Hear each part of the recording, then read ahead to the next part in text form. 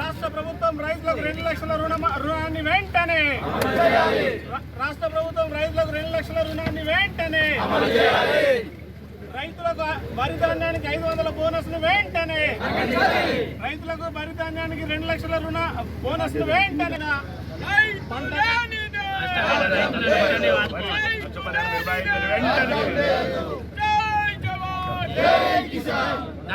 రైతులను వెంటనే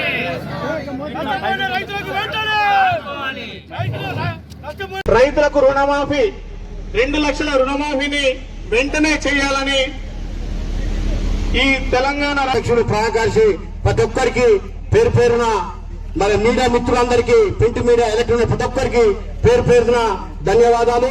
మరియు ఇంత కేంద్ర ప్రభుత్వం ఎన్ని రకాల ఈ సంవత్సరం 2 సార్లు ధరలు పెంచాం ప్రతి వ్యవసాయ ధరలు పంటలకు 50% సబ్సిడీతో ఎరువులు ఇస్తున్నాం. 23,000 కోట్లున్న రాష్ట్ర వ్యవసాయ బడ్జెట్ కి 1,25,000 కోట్లు తీసుకెళ్లారు. 7 లక్షల కోట్లున్న రైతు రుణాలని 21 లక్షల కోట్లు ఇస్తున్నాం రైతులకు. ఈ భారతదేశానికి కానీ భారతీయ జనతా పార్టీకి కానీ రైతే ముందు ప్రత్యేకత ప్రాధాన్యత. రైతు లేనిదే ఇప్పుడు అన్న సోదరుడు అన్నట్టు రైతు లేనిది దేశం లేదు, ఆ దేశం లేకపోతే మేము లేము. ఇది కేంద్ర ప్రభుత్వం ప్రతి సంవత్సరం రైతుకు 6,000 కావచ్చు, ఈ 50% సబ్సిడీ యూరియా లాంటివి కావచ్చు, ఎకరానికి 18,000, 21 లక్షల కోట్ల రైతుకు రుణాలు కావచ్చు, 1,25,000 కోట్ల అంటే కేంద్ర ప్రభుత్వంలో కాంగ్రెస్ ఉన్నప్పుడు 25,000 కోట్ల నిధులు 1,25,000 కోట్లు తీసుకొని అడుగడుగున్న రైతు ప్రాధాన్యత ప్రభుత్వం మాది, దేశం మాది. ఇక్కడ ఈ రోజు ప్రభుత్వం అంతా చేష్టలు ఒడిగిపోయింది. వాళ్ళు మొత్తం పరిపాలన గాలి వదిలేశారు. దళిత సోదరులుంటే అవమానించాలెట్లా? ఉత్తర తెలంగాణ నాయకులుంటే మేమే కాదు, భారతీయ జనతా పార్టీ కాంగ్రెస్ నాయకులు కూడా అవమానిస్తున్నారు. ఒక మంత్రి పదవి లేదు, ఆదిలాబాద్కి లేదు, నిజామాబాద్కి లేదు, కామారెడ్డికి లేదు. ఎక్కడెక్కడైతే ధర్మం గెలిచిందో అక్కడ కక్ష తీర్చుకుంటున్నాడు ఈ కొడంగల్ ముఖ్యమంత్రి. మేమేం చెప్తున్నామంటే రైతులు దయచేసి మిమ్మల్ని గుండెల్లో పెట్టుకునే పార్టీ ఒకటి ఉంది దేశంలో, మిమ్మల్ని కాపాడుకునే పార్టీ దేశంలో ఒకటి ఉంది.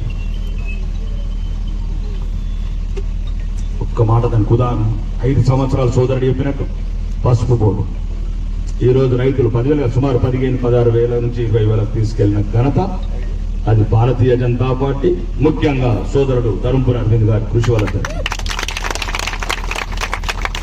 రాబోయే ఎలక్షన్ లో ఉత్తరపల్లి షుగర్ ఫ్యాక్టరీ లాంటి, బోధన్ షుగర్ ఫ్యాక్టరీ లాంటివి కూడా తెరపెట్టడానికి ఇప్పటికే ప్రణాళిక తయారు చేస్తున్నాం. మీరు కూడా స్థానికంగా ఆలోచించండి.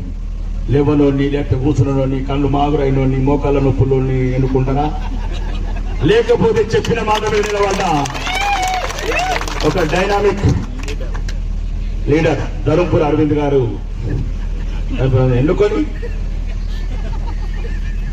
పసుపు బోర్డు లాంటి ఇంకా షుగర్ ఫ్యాక్టరీస్ కావచ్చు, రైతులకు సంబంధించిన నష్టపరిహారాలు కావచ్చు, పోరాడేవాడుంటే దిగచ్చేడుతుంటారు.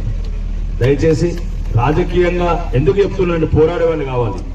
6 సార్ల ఓటమి ఉంది, 3 సార్లు గెలిచి ముడిసిపోయిన ఇప్పుడు ఆ తరం నాయకుల గురించి ఆలోచించకండి. ఇప్పుడు ప్రత్యేకమైన పరిస్థితులు తెలంగాణకు. ఒకవైపు రైతుల జీవితం అగమ్య గోచరమైంది.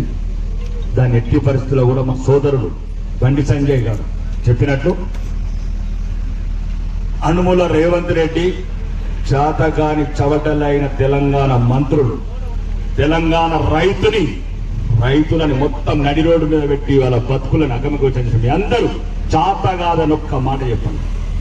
చాత కాదని ఒక్క మాట చెప్పండి. ఒక్క రోజుల రైతులకు కాదు, మీ 6 గ్యారెంటీలను కూడా ఎలా అమలు చేయాలో మేము చూపిస్తామని బీజేపీ సోదరు